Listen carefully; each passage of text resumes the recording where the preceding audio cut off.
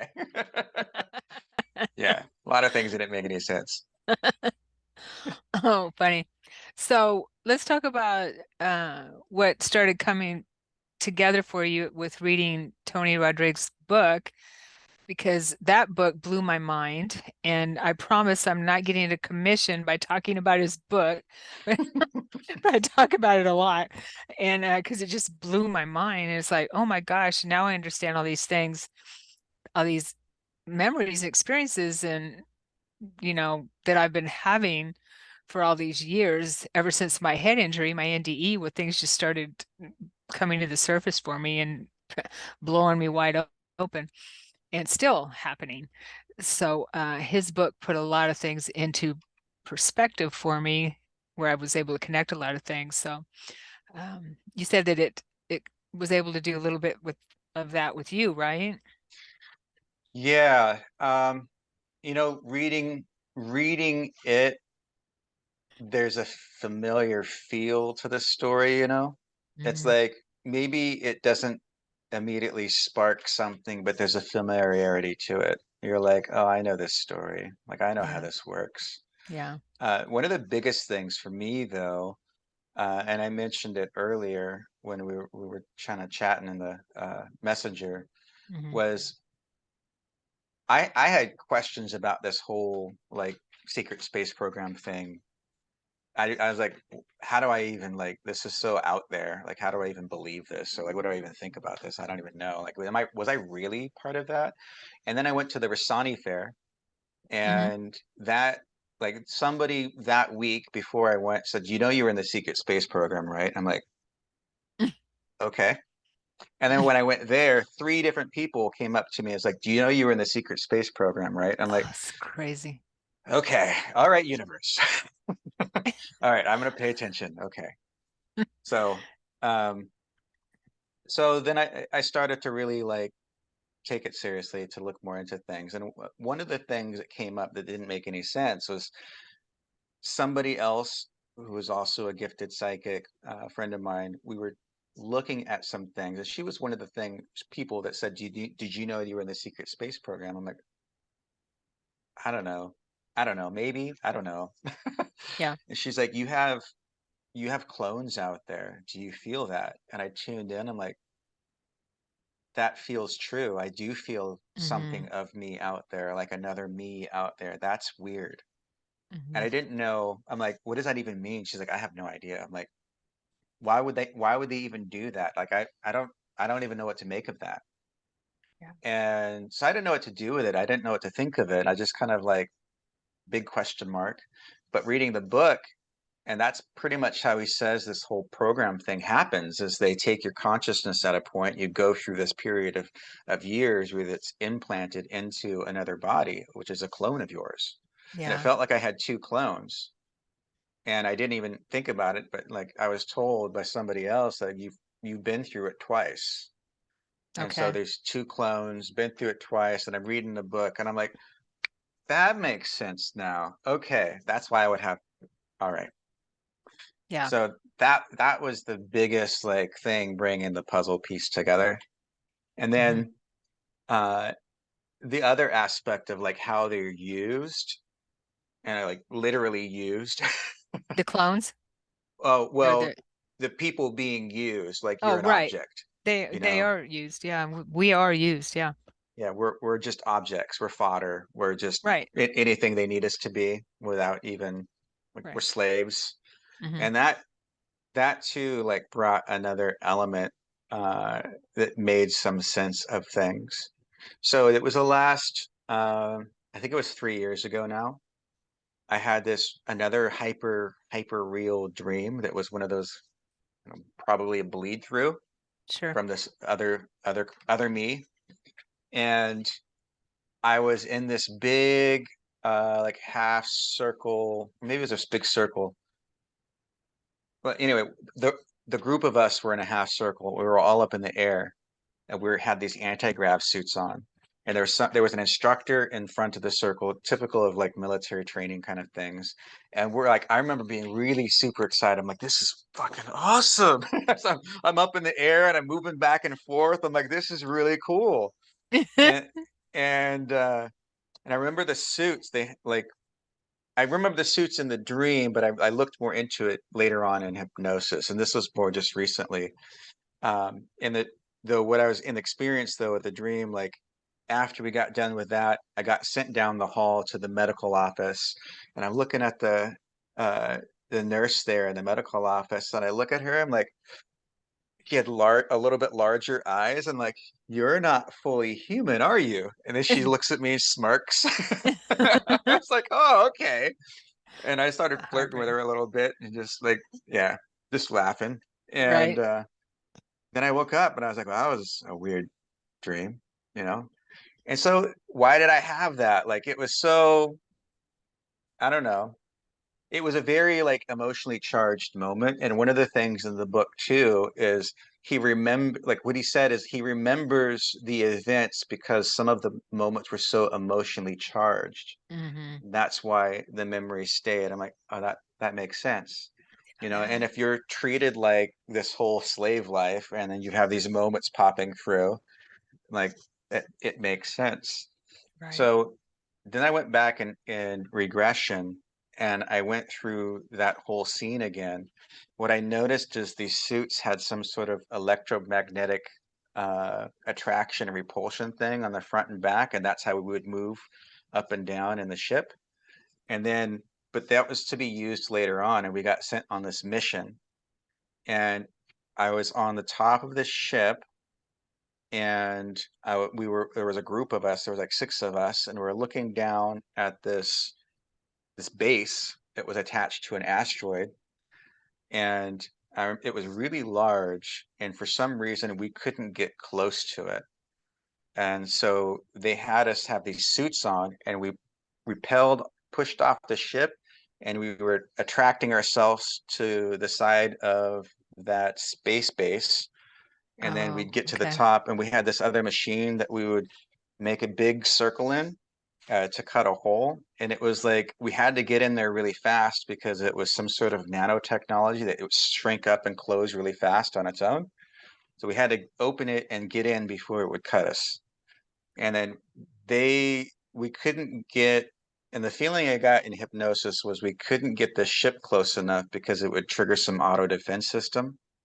And then, but when we got inside, there was this big AI robot thing that started attacking us. And so then we had to try and get out really quick. And most of them, except for like two of us, got killed. Oh, So that was, yeah, that's emotional. yeah, yeah, that was emotional. It was not, I could see why I didn't remember that one. Yeah, totally. Yeah, You know, I had an experience in hypnosis where I felt like that we were on Mars. There was a group of us that went to Mars, and we were looking for certain minerals. We were in our suits and we were looking for certain minerals or something to bring back. And something went really wrong where kind of like what you were talking about, there was an indigenous insectoid, I believe it was, that yeah, that was not happy with us being there and yeah, ended up killing two of the people that in our group. And I got lost trying to get back to the because I was left alone and got lost trying to get back to our shuttle, our ship, and they had to come get me. And it was pretty emotional for me in the experience. So yeah, I can see why that might be hidden if that's I can't make that stuff up for sure. yeah, Yeah, that might be hidden like yours too.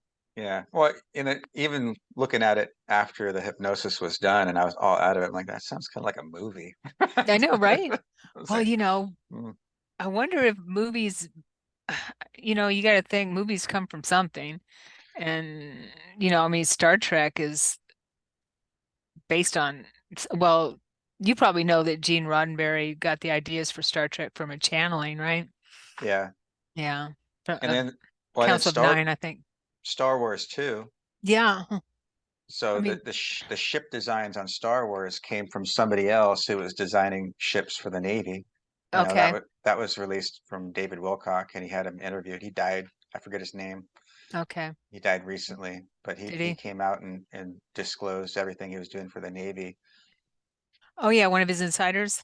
You know, one of his Yeah, I insiders. forget his name too. I know who you're talking about. I love David Wilcock. I hadn't heard about Corey Good until the last, I don't know, 5 years or so, 5, 6 years. I didn't even know any of this stuff. It never, secret space program, I've never even heard of it.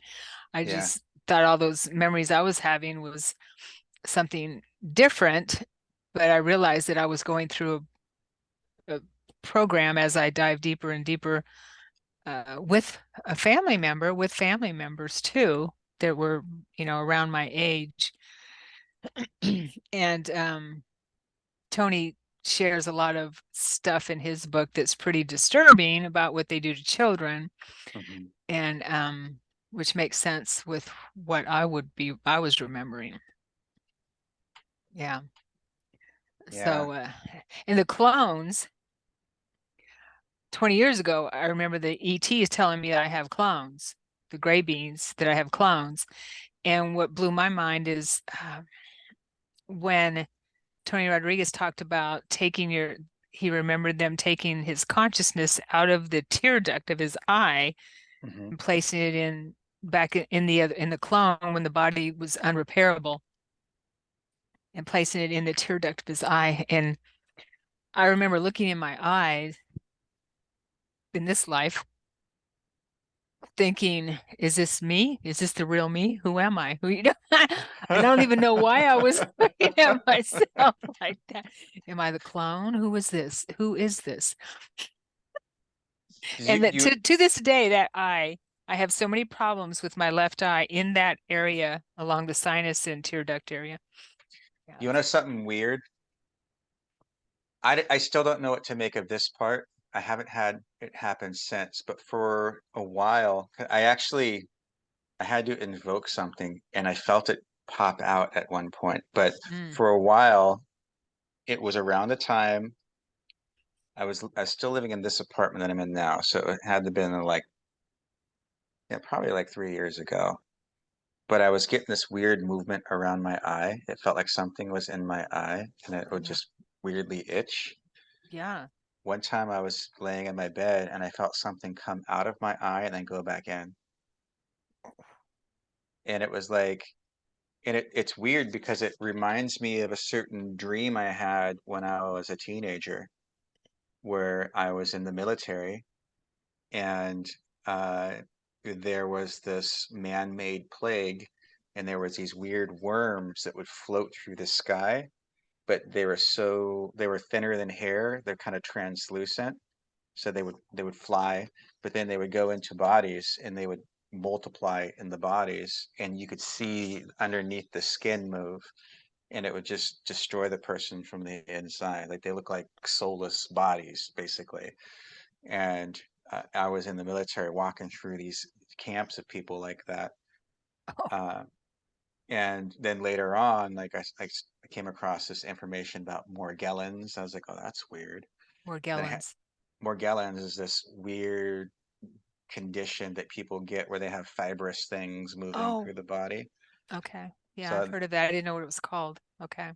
and so that it kind of like uh, made me think of that dream. But then here this word I thing was, and I was like trying to get help, of course, but nobody, not even psychics. So I don't even know what you're talking about. I'm like, okay, whatever. And so I was standing there one day, and I kind of tuned in. I said some prayer. If there's anything in me, like make it leave. And I felt it pop out of my eye. Oh my gosh. Wow. It went down on the carpet. I didn't, and I didn't see it, but it was so weird. Wow. So it's energetic, maybe, or in another. I I mean, it don't was know part of, because yeah, I who knows? saw it like I Oh, you saw it with saw my it. eye. Like I saw it like this. I saw it poke up, and I was like, I'm seeing something. I know it's physical. And it went back in. I'm like, what the Oh, that freak is nuts. freaked me out. Yeah, yeah. It was really weird. I still don't know what that is or So it was. sounds like your prayer made it leave. Yeah. Wow, that's nuts. That's great. Yes, there'll be days where I'll wake up and that part of my eye just itches so bad. I just want to scratch it out. I don't know what's going on with that. But yeah, I mean I do feel that we probably have, if you're in a program, you probably have some kind of transmitter I'm somewhere. sure. Yeah. I know I do. Well, Yeah. I know I have implants because I went to Hmm. this UFO conference. Like I actually had an encounter, like it was a quote unquote dream, right? Right. And I was on this ship, something happened, and then suddenly I have this screen memory of this really chaotic dream scene laid over me. By that time, I had similar experiences, so I could tell when they're placing an image over me because it's just sits outside of your field. It's not integrated like you usually are in your own dreams. Hmm. So that I had that experience. So I'm on the ship and there was this hybrid being laying on the table and we're both naked and I'm like in this dazed trance and I have my hand on his shoulder. This light's coming down. It's black all around us. I could tell there's a tall gray standing off in the shadow. And I'm like, oh, don't worry. It's going to be okay. Everything's all right. And he pops up off the table. He's like, okay, your turn. I was like, whoa, whoa, whoa, wait a minute. And then I was like, what am I doing here? What are you gonna do to me? And I was like, I'm a sovereign being. I demand to know what you're gonna do to me before I lay on that table. Like I want to know. And then I remember him coming forward like this, and then it just switched into this chaotic scene. Whoa. And I was like, that was weird. And a month later, I went to this UFO conference, and there was a guy there doing scans. And so I go into this black tent. There's a blacked out tent. He had this black light with him, and I had this glowy stuff all over my body. And he's like, "Well, looking at your body, that glowy stuff, that's definitely a sign. It looks like you've had an encounter about a month ago." Oh, Okay, so I guess it was physical. It wasn't a dream. Oh, wow. thank you. Wow. And then he Yeah. also scanned me, and I had implants, like one behind each ear, and then one on my wrist for some reason. I don't know. Oh gosh. Yeah. Wow. You know, that's crazy. That's good that you had that self-awareness to say that I'm a sovereign being and I want to know what you're going to do to me, because most people don't have that. I know I don't believe I've ever heard myself say anything like that. Yeah, that's Well, awesome. it was just it was like I was in this trance, and it just snapped me out. And there's been other memories come through where like I'm doing something, and I suddenly get an awareness of myself. I'm like, what am I doing? Where am I? Yeah, I remember Wow. because I they used to use me in more the super soldier program. Yeah. And I think I got them to stop that somehow. Because I remember like they had this rage inside of me, and I think they used that to activate me in the program. And so part of this mind control stuff, they would tap into that thing in there and then bring that out. And so I would go into this like it was like it felt like playing a video game.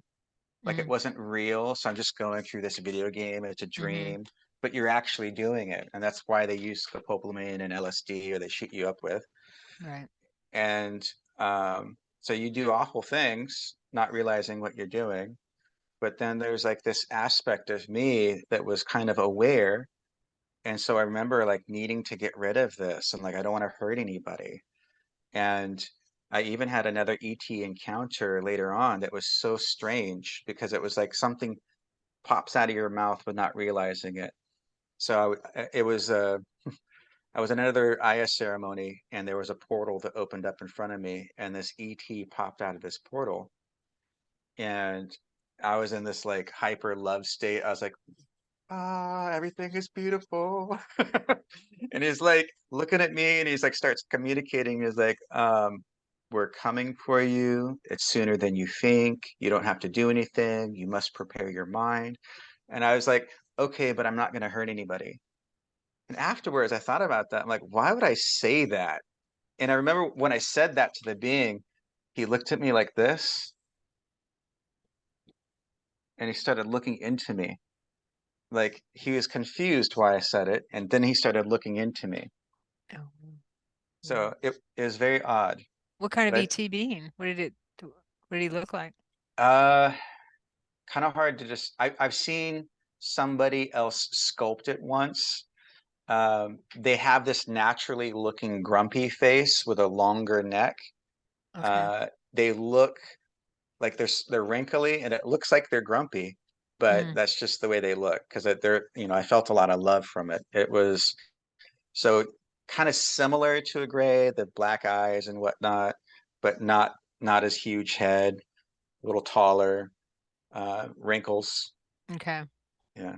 I don't think I've seen that one. I've seen quite a few lately. I'm able to start seeing them because I told them, okay, I'm ready to start seeing the extraterrestrials in real time, which I've started doing, but I don't remember seeing now. I've seen blue beans, green beans, purple beans, aquatics that are, aquatic. I've seen myself as these beings too. Hmm. And yeah. And I mean, not the mer, but an actual like reptile aquatic type of being that walks on two legs. I've seen myself that way That's more than interesting. once. Yeah. Like that sounds kind of like the beings that encountered the Dogon tribe. Oh. Oh yeah, they call them the Mumu or the Momo or something like that. Yeah, I don't remember the name that they call them. I I just think it's remember the it Momo. was like an aquatic being that came and gave them the star knowledge of Sirius and Oh Sirius wow. B. And they have that in their cave drawings. And they have a keeper of the cave drawings that's been there for like thousands of years. But they knew about that star system well before our telescopes picked it up. Oh wow. That is so crazy. When I had that, I had an out of body experience. I consider it just an experience because it's real, more real than here. I'm sure you know that, right? When you have those experiences, they're physical. Well, there's They're plenty of here. times too. I have them and I wake up and I see them in my room or Okay. aspects of it with my physical eyes. Wow. Yeah. Yeah. Okay. Yeah. And I was this aquatic being, and I knew that I had left an area, and I had because we were starving. It was an island or something, and we were starving, and I was a male leader or something. So I left there and ended up went through a portal, went through a portal in the ocean, underwater in the ocean, and came out somewhere that was not a good place. Humans carrying us out, and they were military. Started to stutter because I had a lot of emotion with this experience, and I saw someone carrying a gun, a rifle gun, kind of military gun and everything, and I tried to get away from them, and they ended up capturing me. And not long after that, I had an experience out of body where I was this purple being, long arms, long legs, and they told me that I was one of them, and that they were the oh shoot, League of Marn or League of Mon or something like that. But I didn't, and that we were on some kind of a mission, and then I didn't put it together until a hypnosis session where we were going to rescue that. Ooh, and I'm starting to cry. That aquatic being, that Mm. being who was captured, and they were doing experiments on him. And yeah, that came through in a hypnosis session. That was Wow. pretty crazy. Yeah. It's like, what? I can't make this stuff up. Okay. Yeah,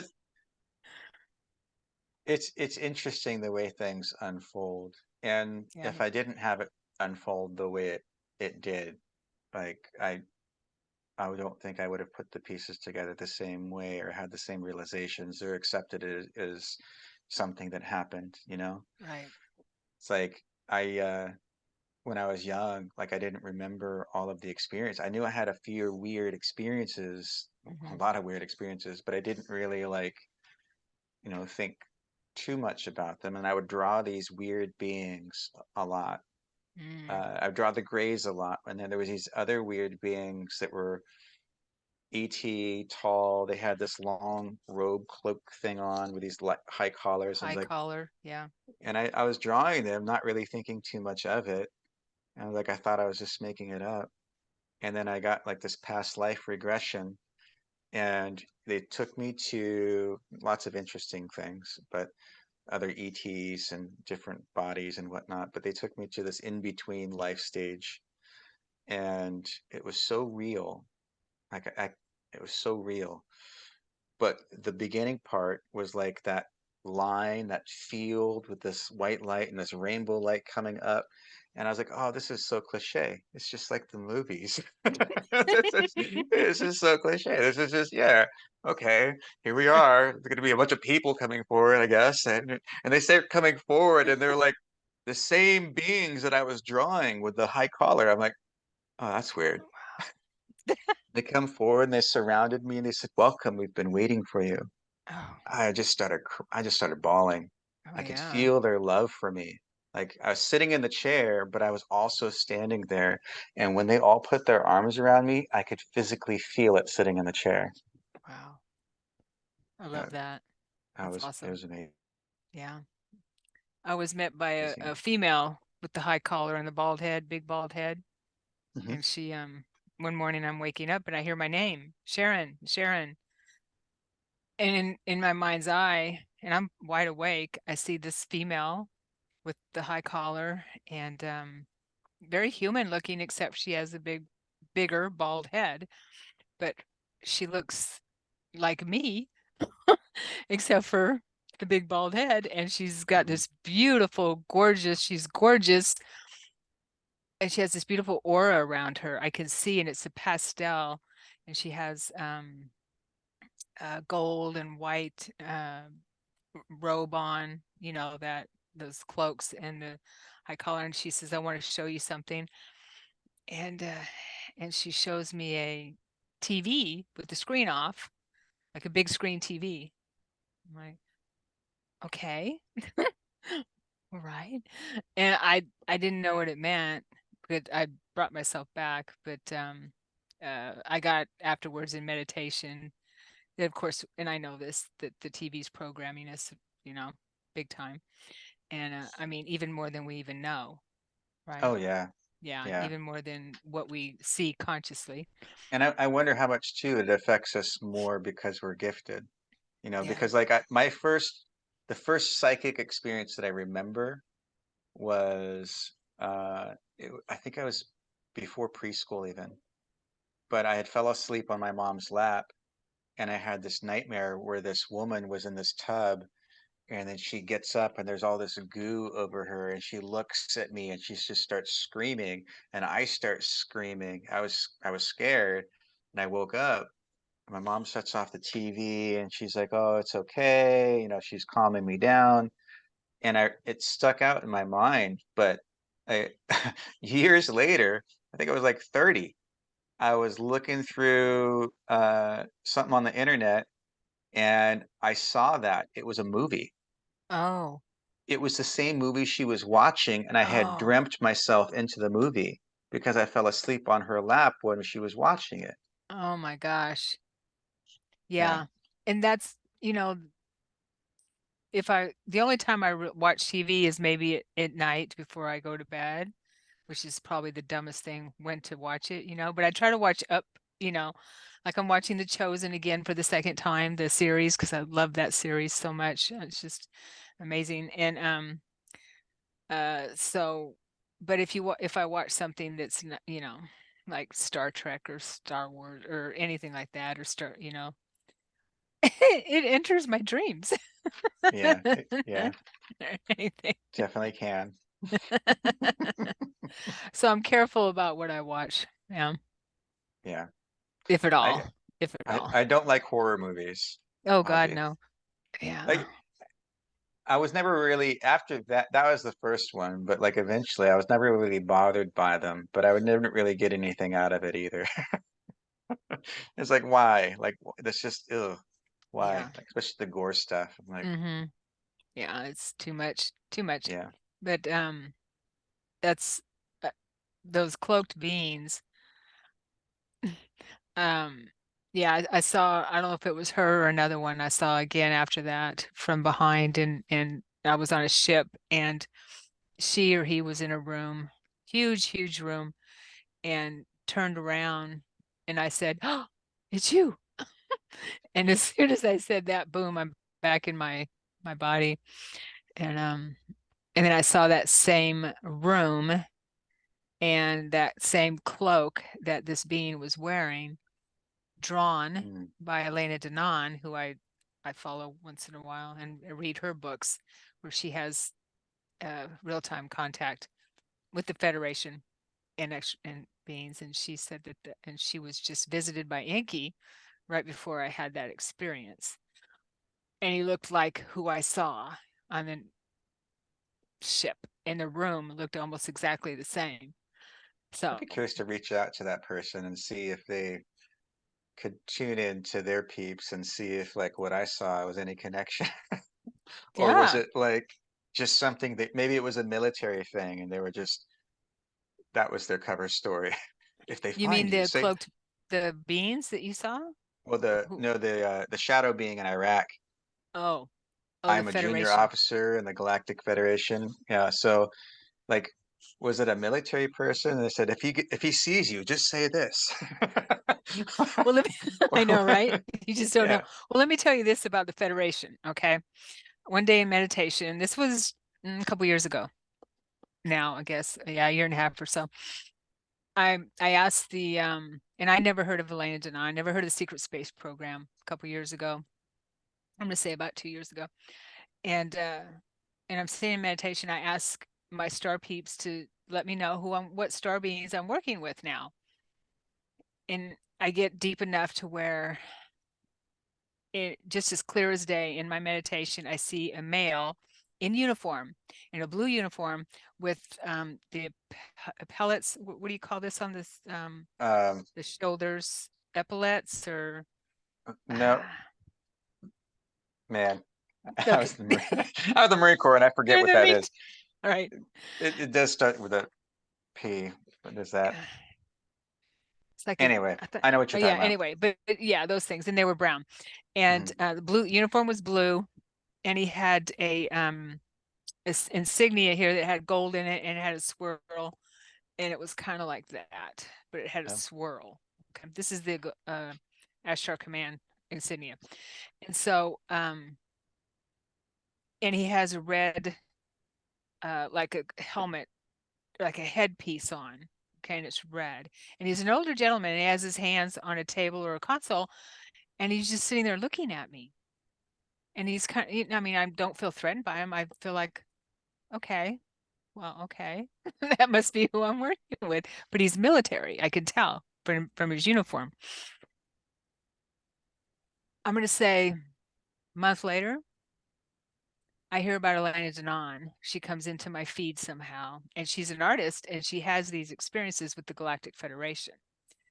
And she draws a commander, his name is Commander Thorhan, who she works with, who rescued her from the bad ETs when she was 9, and she works closely with them now.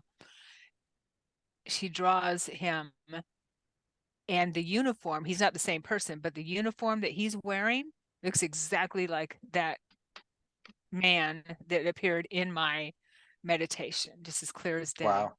Yeah. I love it when that happens. Hmm.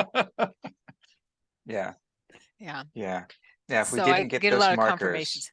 Hmm. if we didn't get those markers, like I don't know. I don't know what we do with things, but it's definitely Yeah. with purpose. Yeah, totally. So, and she calls it, or they call it, that sect, the Galactic Federation of Worlds or Planets, or not of light, but of world and of planets. So so she works pretty close. She's an emissary, she says, for them, and I believe her. Her books are amazing and will blow your mind. So she confirms a lot of the stuff I get. So that's why I trust her information pretty much. Yeah. What was her name again? Elena, Elena, Danan, Danaan. Okay. Yeah, I'm definitely gonna Yeah. check that out. Yeah, she's has 3 books that are really, really good. The Cedars, A Gift from the Stars, where she has all kinds of drawings of extraterrestrials, tons of them, and also We Will Never Let You Down, where she has an encounter with Thor, Valiant Thor. Do you Hmm. remember him? who visited the planet from Venus in the 50s. Yeah, wasn't there like a TV transmission from that? Yeah, from someone from the Ashtar Command. Yeah. I thought that Yeah. was Valiant Thor or something, or someone said it No, it was was Valiant somebody Thor. else. It was he said his name, but I can't remember. He was from the Galactic Federation, but I believe he was from the Ashtar Command. Mm, Yeah. yeah. They're uh, they exist. They have to because we're, you know, if we're all there is, then we're in trouble. Right? Right?